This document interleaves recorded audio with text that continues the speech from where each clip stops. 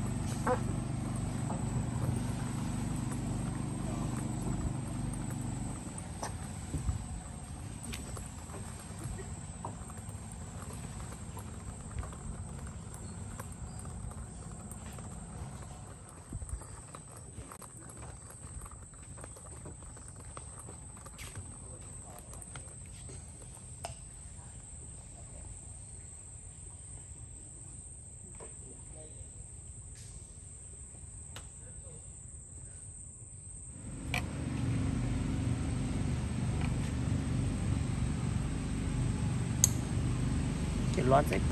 ไป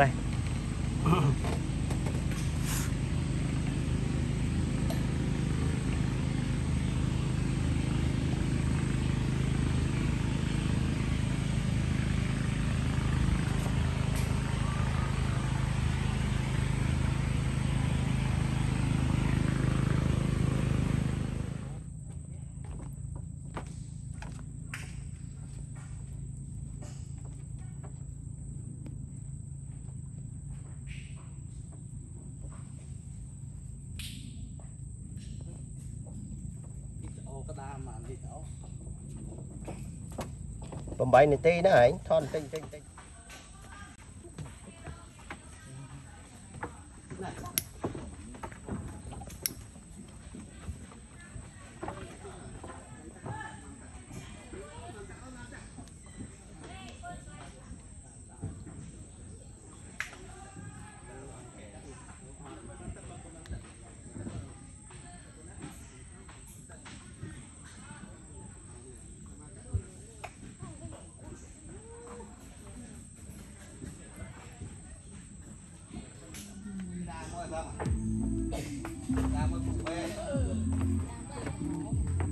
nó bọc cái đám phèo cái vô thưa cái đám nơi bọc ở hông rồi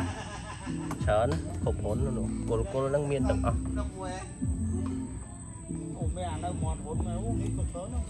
chớn á